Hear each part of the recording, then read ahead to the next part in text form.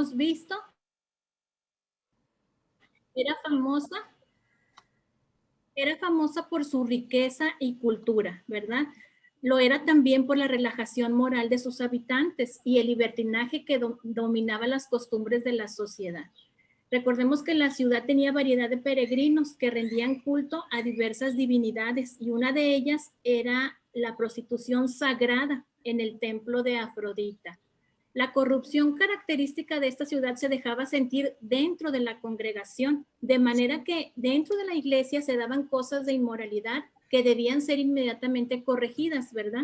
Es por eso que Pablo es informado y estando en Éfeso, es informado por la situación que atravesaban los creyentes en Corinto y que entre todos habían puesto en grave peligro la unidad de la iglesia, ¿verdad?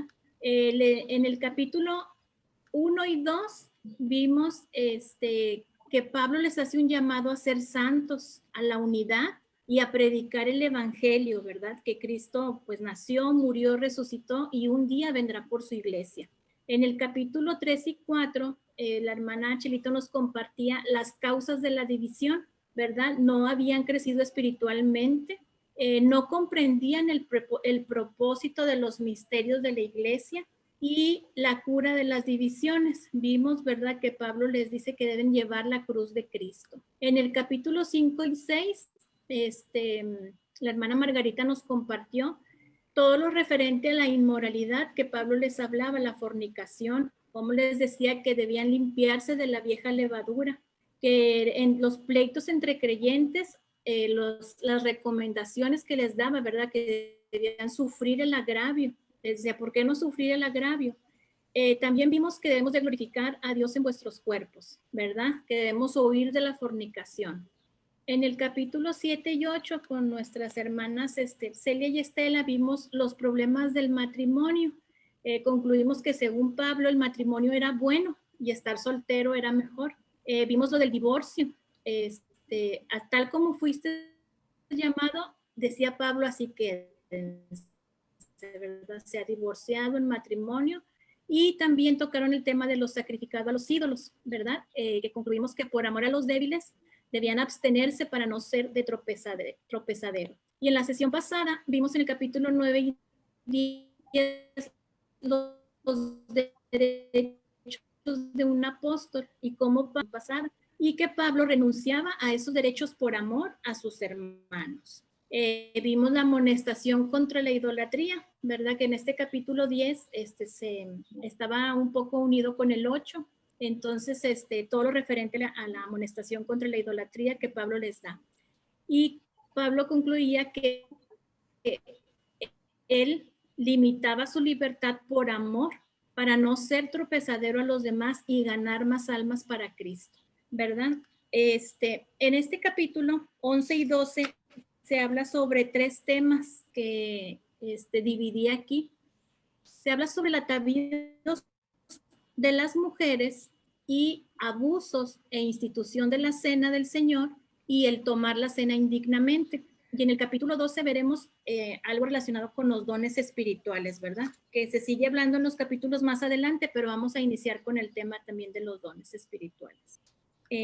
Bueno, hermanas, vamos a leer,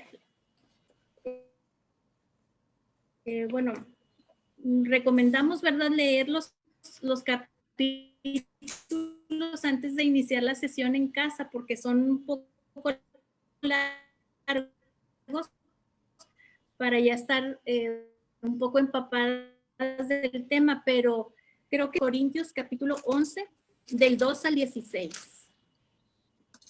Y le voy a pedir a mi hermana Lizy si ella me ayuda a darle lectura a estos 16 versículos, 15 versículos. Ok. Os alabo, hermanos, porque en todo os acordáis de mí y retenéis las instrucciones tal como os las entregué. Pero quiero que sepáis que Cristo es la cabeza de todo varón y el varón es la cabeza de la mujer y Dios la cabeza de Cristo. Todo varón que ora o profetiza con la cabeza cubierta afrenta su cabeza, pero toda mujer que ora o profetiza con la cabeza descubierta afrenta su cabeza, porque lo mismo es que si se hubiese rapado. Porque si la mujer no se cubre, que se corte también el cabello. Y si le es vergonzoso a la mujer cortarse el cabello o raparse, que se cubra. Porque el varón no debe cubrirse la cabeza, pues él es imagen y gloria de Dios, pero la mujer es gloria del varón, porque el varón no procede de la mujer, sino la mujer del varón. Y tampoco el varón fue creado por causa de la mujer, sino la mujer por causa del varón. Por lo cual la mujer debe tener señal de autoridad sobre su cabeza por causa de los ángeles. Pero en el Señor, ni el varón es sin la mujer, ni la mujer sin el varón. Porque así como la mujer procede del varón, también el varón nace de la mujer, pero todo procede de Dios. Juzgad vosotros mismos. ¿Es propio que la mujer ore a Dios sin cubrirse la cabeza? La naturaleza misma no enseña que al varón le es deshonroso dejarse crecer el cabello. Por el contrario, a la mujer dejarse crecer el cabello le es honroso, porque en lugar de velo le es dado el cabello. Con todo eso, si alguno quiere ser contencioso, nosotros no tenemos tal costumbre ni las iglesias de Dios. Amén.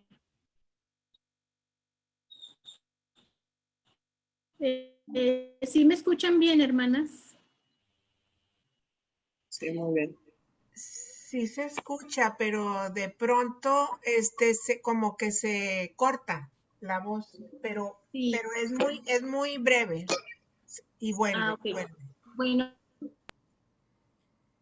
voy a continuar porque bueno, ahorita estoy desde mi computadora para poder presentar y si se traba mucho me dicen, me cambio el celular y pues seguimos compartiendo, ¿verdad? Bueno, en estos versículos, como mencionaba, habla sobre el atavío de las mujeres. El atavío es la ornamentación, adornos personales como ropa, peinado, partidores de pelo, zarcillos, aros en la nariz y orejas, todo lo que se usaba en esos tiempos. Bueno, aquí puse una imagen, ¿qué es lo que es el atavío? Todo en general de la mujer. Pero en estos versículos trata el tema de las mujeres y los velos. Si debía o no cubrirse, era digamos que el tema principal, ¿verdad? No voy a ahondar tanto en todo lo demás, sino solamente entre las mujeres y los velos. El versículo clave en este tema, en estos versículos, es el 3, dice, pero quiero que sepáis que Cristo es la cabeza de todo varón y el varón es la cabeza de la mujer y Dios la cabeza de Cristo. Aquí puse una imagen representativa que era lo que Pablo les estaba transmitiendo como enseñanza, digamos, principal, ¿verdad? Debían entender que Cristo era la cabeza del varón, el varón de la mujer y Dios la cabeza de Cristo, ¿verdad?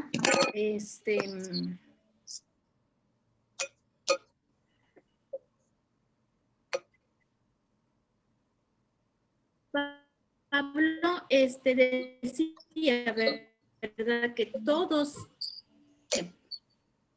el contexto de este pasaje es la sumisión a la orden dada por Dios, ¿verdad? Al escalafón de mando. El velo en la cabeza de una mujer era utilizado como ilustración de orden, de una jefatura y de autoridad a Dios. El velo en la cabeza de una esposa creyente de Corintio mostraba que estaba bajo la autoridad de su marido y por lo tanto en sumisión de Dios, ¿verdad? Bueno, vamos a continuar. Todos sujetos a autoridad. Si bien no existe distinción entre hombres y mujeres en lo que se refiere a dignidad personal, intelecto o espiritualidad, leemos en Gálatas 3:28, ya no hay judío ni griego, no hay esclavo ni libre, no hay varón ni mujer, porque todos vosotros sois uno en Cristo Jesús. Sin embargo, aquí Pablo afirma que las mujeres deben funcionar en el orden establecido por Dios, en sumisión a la autoridad de los hombres, y lo hace a través de varios puntos que vamos a repasar a ver a continuación. En estos versículos, el orden establecido por Dios, según el versículo 3, dice, el modelo de la deidad. Dios es la cabeza de Cristo, ¿verdad? Cristo, si bien Cristo nunca ha sido inferior al Padre en esencia, como dice en Juan 10:30, yo y el Padre uno somos. En Juan 17:21 también dice, para que todos sean uno, como sean uno, para que sean perfectos en unidad, menciona en este capítulo de Juan 17:21 al 22. Pero en su encarnación, él, o sea, el Señor Jesús, se sometió por voluntad propia y en obediencia humilde a la voluntad del Padre. Dice en Juan 4:34, Jesús le dijo, mi comida es que haga la voluntad del que me envió y acabe su obra, ¿verdad?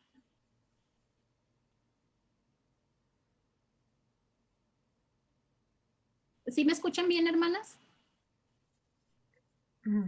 Pues sí se está cortando tu voz. Hermanas, ¿cómo escuchan ustedes? Cortado. Sí, se escucha cortado, fíjate. Como que se retrasa el sonido. Y al compartir la pantalla, ¿sí la ven bien ustedes? Sí, muy bien. Ajá. ¿Y la pantalla sí la ven bien ustedes? Sí, sí, pero tu voz sí se está cortando mucho. Ok, bueno, voy a apagar el audio de este Zoom. Ok, sí.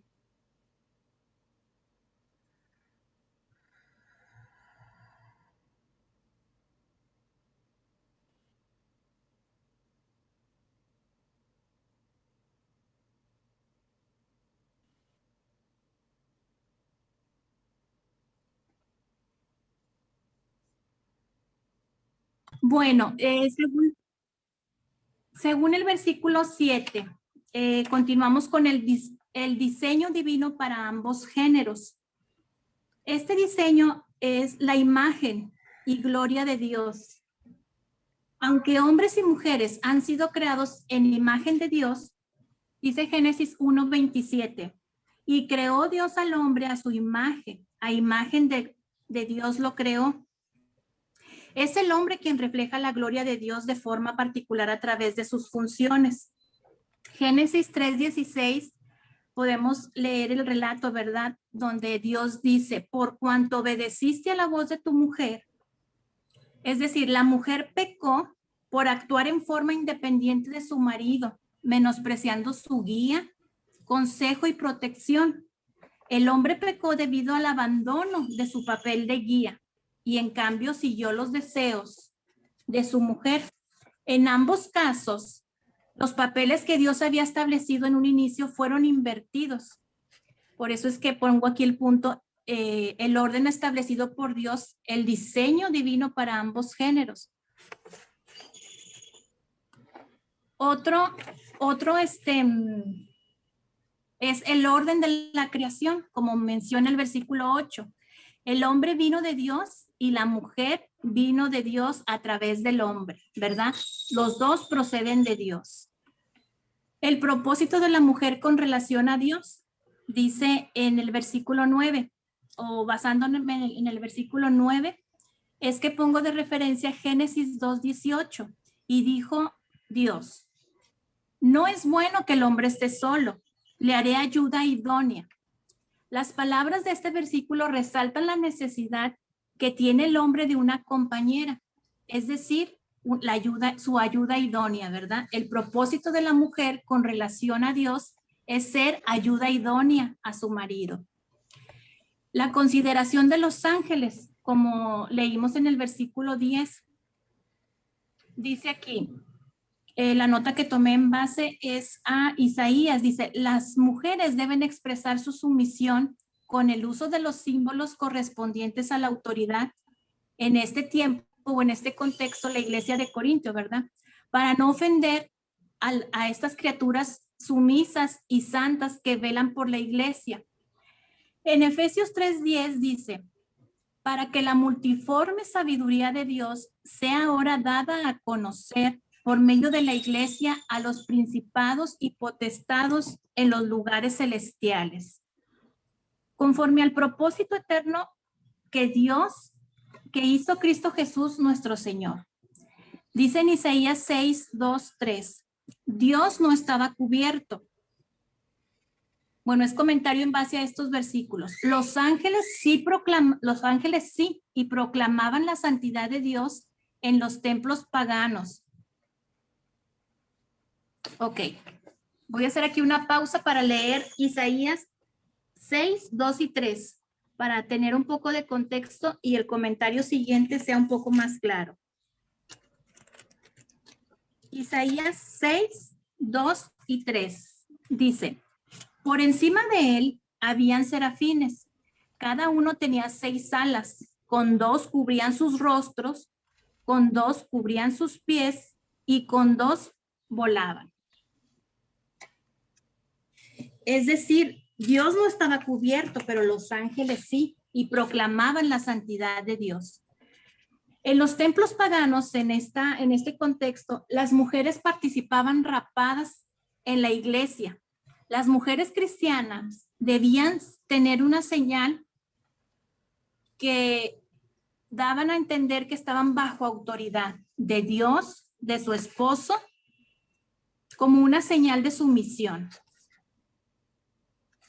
Otro punto es referente a lo establecido por Dios, son las características de la fisiología humana, según se menciona en el versículo 13 y 15 que leímos hace un momento de 1 Corintios.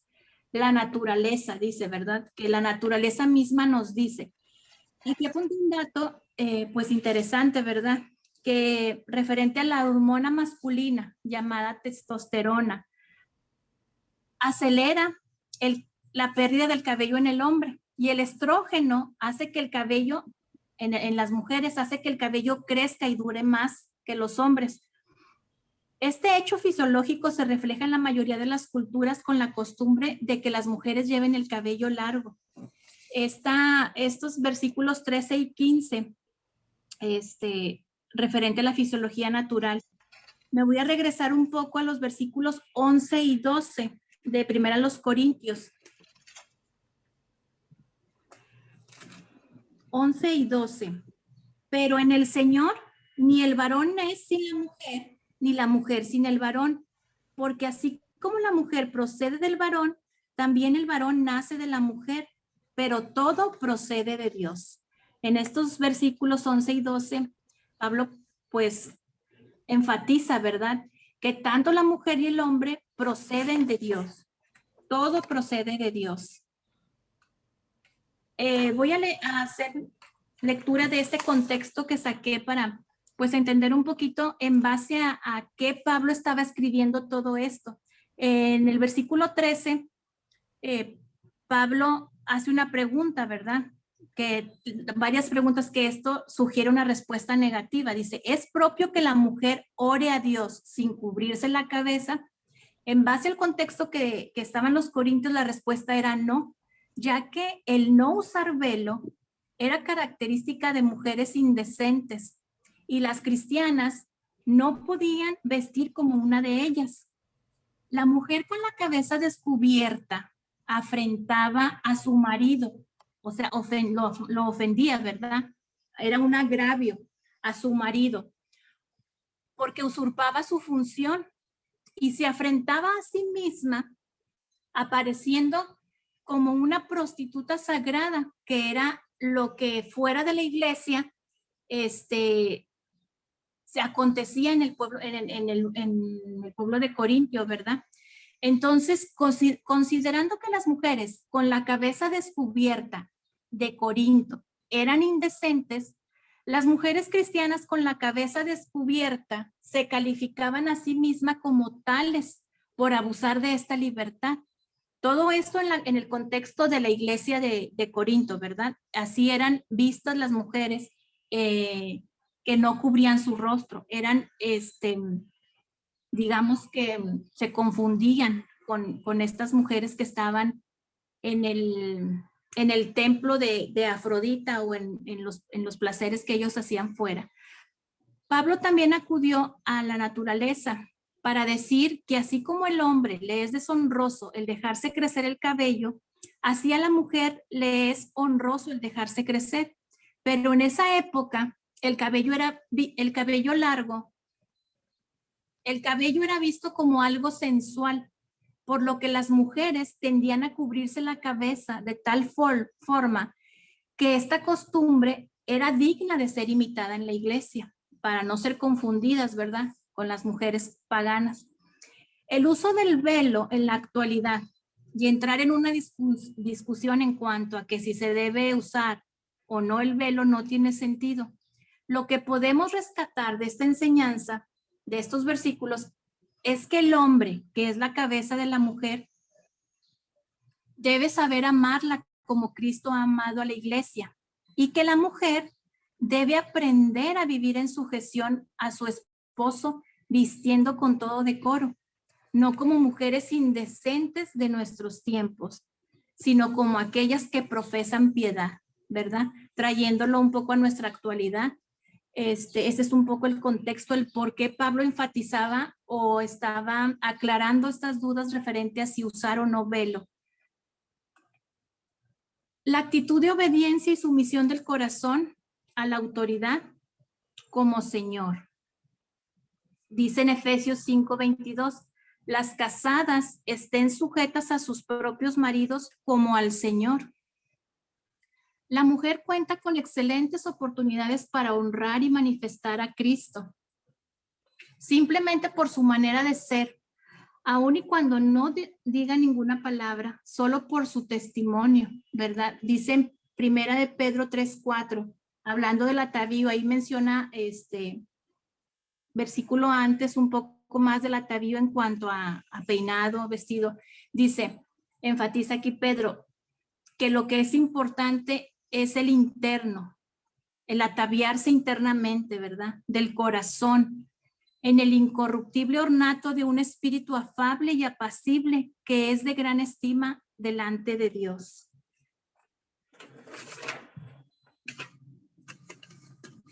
Bueno, en estos versículos concluimos con esta diapositiva, ¿verdad? En resumen, podemos decir que es de más estima la actitud del corazón que el uso del velo. Pero en el estudio que llevamos de Corinto ya hemos profundizado un poco más porque Pablo enfatizaba, ¿verdad?, que las mujeres corintas debían usar el velo, ¿verdad?, que era como sujeción. Vamos a continuar con abuso e institución de la cena del Señor, así como tomar la cena indignamente. El abuso a la cena del Señor se narra en los versículos 17 al 22. Los banquetes en la iglesia primitiva terminaban por lo general con la celebración de la cena del Señor. En el versículo 20 dice, cuando os reunís vosotros, esto no es comer la cena del Señor. No podía decir que algo estaba dedicado al Señor porque no lo honraban en lo más mínimo. Leemos del versículo 17 al 22 que Pablo pues les está exhortando, ¿verdad? Dice, porque no se congregan para lo mejor, sino para lo peor, ¿verdad? Pues se reunían para comer y embriagarse, según el versículo 21. Y Pablo les dice en el 22, ¿verdad? ¿Por qué no hacen esto en sus casas? ¿Por qué no comen y beben en sus casas y menosprecian la iglesia? Si tenían planificado satisfacerse a sí mismo, mejor sería que se quedaran en su casa. Definitivamente esto que practicaban no tenía ningún sentido espiritual.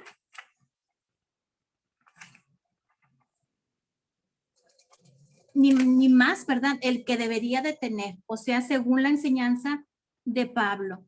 No estaban dando el uso natural porque no estaban dando el significado espiritual, porque ellos estaban usando, no es como lo hacemos ahora representativamente, sino ellos se reunían a cenar, pero terminaban en embriagarse y en glotonería, no dando el significado espiritual que debería de tener, ¿verdad? Como Cristo lo enseñó. La institución de la Cena del Señor. Pablo da un recordatorio importante y les declara que lo que él recibió era muy distinto a lo que veían en las reuniones al celebrar la Cena del Señor. En el versículo 26 dice, así pues, todas las veces que comiereis este pan y bebiereis esta copa, la muerte del Señor anunciáis hasta que Él venga.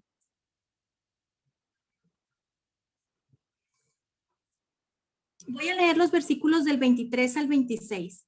Dice la institución, porque yo recibí del Señor lo que también os he enseñado, que el Señor Jesús, la noche que fue entregado, tomó pan y habiendo dado gracias, lo partió y dijo, tomad, comed, este es mi cuerpo que por vosotros es partido.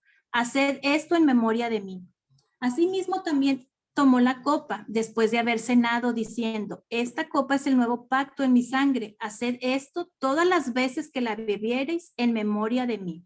Así que todas las veces que comieres este pan y bebieres esta copa, la muerte del Señor anunciáis hasta que Él venga. Y esto no lo estaban haciendo los hermanos de Corinto, ¿verdad? El evangelio es presentado a través de la ceremonia, a medida que se explican los elementos. Estos apuntan a su encarnación física, a su muerte como sacrificio y a su resurrección y su reino venidero, ¿verdad? Cuando la iglesia celebra correctamente la Cena del Señor, está anunciando la muerte del Señor hasta que Él venga. Y esto no lo estaban haciendo correctamente. ¿Qué nos dice Pablo o les dice a los corintios cuando toman la cena indignamente? Algunos cristianos corintios eran culpables de participar indignamente al tener una actividad divisiva, discriminar a otros hermanos, según leímos en los abusos. Comían y bebían en exceso y no reconocían que el pan y la copa simbolizaban la muerte expiatoria de Jesús. No hacían para nada todo esto en la iglesia de Corinto. Las consecuencias de tomar la cena indignamente, Pablo las menciona en el versículo 27, dice, será culpado del cuerpo y de la sangre del Señor. En el versículo 29, juicio come y bebe para sí. En el 30, hay enfermos y debilitados. En el 32, son juzgados y castigados. Los creyentes en Cristo debemos examinarnos y probarnos en cuanto a si estamos en Cristo y si entendemos el mensaje que hay en la ordenanza para participar en ella. ¿Verdad? Pablo les menciona en el último versículo, en los últimos, que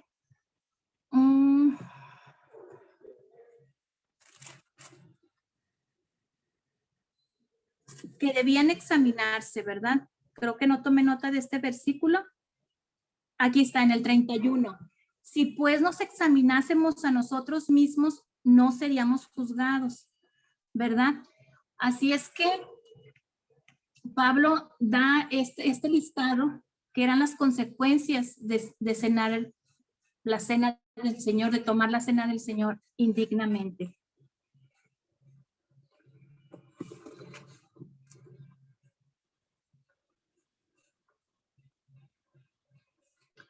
Voy a continuar con el capítulo 12, referente a los dones espirituales. Bueno, pues es un capítulo muy largo, pero voy a tomar solamente algunos versículos para no entretenerme mucho. Dice, dones espirituales. ¿Qué son los dones espirituales? Puse aquí que pertenecen al Espíritu. Son capacidades divinas para el ministerio que el Espíritu Santo da en medida a todos los creyentes y que deben estar por completo bajo su control y ser usados para la edificación de la iglesia para la gloria de Cristo. Dice en el versículo 3 del capítulo 12, por tanto, os hago saber que nadie que hable por el Espíritu de Dios llama anatema a Jesús, y nadie puede llamar a Jesús Señor sino por el Espíritu. Los dones espirituales, dice aquí, eran dados, ¿verdad? Por el Espíritu Santo, son dados por el Espíritu Santo. El Espíritu Santo nos capacita por medio de diferentes dones. El versículo 4 a 6 hace una lista que puse aquí en resumen que da diversidad de dones, ¿verdad? Que vienen siendo capacidades diferentes para el bien de la iglesia, según el significado. Diversidad de ministerios. Estos servicios son efectuados por quien recibe un don. Por eso no va a haber nuevos capítulos de Boku no Hero hasta nuevo aviso. Todo era aquí. Diversidad de operaciones. Obra de Dios por medio de los dones que recibimos. Del versículo 8 al 11 da una lista de las clases de dones, ¿verdad? Dice, dones de intelecto que son o que se engrupa en sabiduría, ciencia. Dones dependientes de una fe especial, sanidades, como son las sanidades, milagros y profecía, ¿verdad? Que en el contexto de Corinto había estos dones. Y recordemos que en los primeros versículos Pablo dice, ¿verdad? Que la iglesia de Corinto era rica en dones. También otra clase de dones era referente a lenguas, la diversidad de lenguas e interpretación. En el versículo 11 nos dice que no es el hombre, sino Dios quien reparte a cada uno como Él quiere. Formamos un cuerpo, mencionaba la hermana Chelito, ¿verdad? Que todos nos gozamos, nos entristecemos porque somos miembros de un cuerpo. En el versículo 2 se dice, formamos un cuerpo en el cual funcionamos por la actividad de cada miembro y tenemos una cabeza que es Cristo. Del 14 al 20, Pablo mostró que la unidad es una necesidad indispensable de la iglesia. La diversidad de dones que Dios provee dentro de esta unidad también es necesaria. En el versículo 18 dice, mas ahora Dios ha colocado los miembros, cada uno de ellos en el cuerpo como Él quiso. Pablo trata a los corintios carnales que estaban descontentos con lo que habían recibido conforme a la soberanía divina para la edificación de la iglesia. Todos los miembros del cuerpo son necesarios. Debemos preocuparnos unos por otros y mantener la unidad. No todos tenemos el mismo don, por eso tenemos diferentes funciones. La respuesta a estas preguntas del 29 al 30, que Pablo les dice, ¿son todos apóstoles? ¿Son todos profetas? ¿Todos maestros? ¿Hacen todos milagros? ¿Tienen todos dones de sanidad? ¿Hablan todos lengua? La respuesta era no, ¿verdad? Pablo animó a los corintios y a nosotros a procurar los dones mejores. Dice en el versículo 31 del capítulo 12, procurad pues los dones mejores, mas yo os muestro un camino aún más excelente. Esto ya es tomando un poco el siguiente capítulo, ¿verdad? Pablo les decía que procuraran los dones mejores, pero que él les mostraba un camino mejor, que era el amor. Voy a tomar rápidamente 2 versículos del capítulo 13 para no dejar así el tema. Pablo les inicia diciendo, si yo hablase lenguas humanas y angélicas y no tengo amor, vengo a ser como metal que resuena o címbalo que retiñe. Si tuviera profecía y entendiese todos los misterios y toda la ciencia, y si tuviera toda la fe de tal manera que trasladase los montes y no de un lado a otro, ¿verdad? Y no tengo amor, nada soy. Pablo pues les anima, bueno, voy a dar aquí lectura a esto. El amor es el camino más excelente que nos da identidad, porque sin amor nada somos y sin él, o sea, sin el amor, lo que hacemos de nada sirve. Debemos anhelar los dones espirituales, pero sobre todo debemos procurar amar. Los dones son buenos, ¿verdad? Y debemos de procurarlos, pero el amor es mejor. Los dones son a veces estériles, puse aquí este comentario, pero el amor es siempre fructífero. Voy a leer este comentario de Spurgeon que hace sobre la iglesia de Corinto. Dice, la iglesia con más dones no siempre no es siempre la que goza de mejor salud. Una iglesia puede ser rica y tener mucha influencia o estar formada por miembros muy cultos y aún así ser una iglesia enferma. Tal era el caso de la iglesia Corinto, ¿verdad? Recordemos en los primeros versículos que Pablo decía que ellos eran ricos en dones. Pablo al comenzar su carta les dice que agradece a Dios que les fue dado en Cristo Jesús, porque en todas las cosas fueron enriquecidos en toda palabra y en todo conocimiento, de modo que no les faltaba ningún don, mientras esperan con ansias que se manifieste el Señor Jesucristo, ¿verdad? Esto lo vimos en el primer capítulo. Los corintios eran lo que podíamos llamar una iglesia de primer nivel. Muchos de sus miembros eran personas de buen gusto, cultas y con profundo conocimiento. No obstante, la salud espiritual de esa iglesia era una de las más peores de Grecia y quizá del mundo. Entre las iglesias no se podía encontrar otra que hubiera caído tan bajo como esta, según leemos y hemos estado estudiando, aunque fuera la iglesia que más abundaba en dones. Al comenzar la carta, Pablo señala que el propósito de la iglesia es confirmar el testimonio sobre Cristo. En el capítulo 1:6 vimos esto. Si una iglesia, en conclusión, si una iglesia decide no usar sus dones y recursos para este propósito, para confirmar el testimonio sobre Cristo, se ha olvidado del sentido de su existencia, nos dice aquí el comentario de Spurgeon. Y hasta aquí, hermanas, concluimos con estos 2 capítulos, con estos 3 temas. Una disculpa, son pues cuestiones que no tenía previstas en cuanto al internet, pero espero que haya sido de bendición, aún con todos los Hay que meter ahorita ya el carro.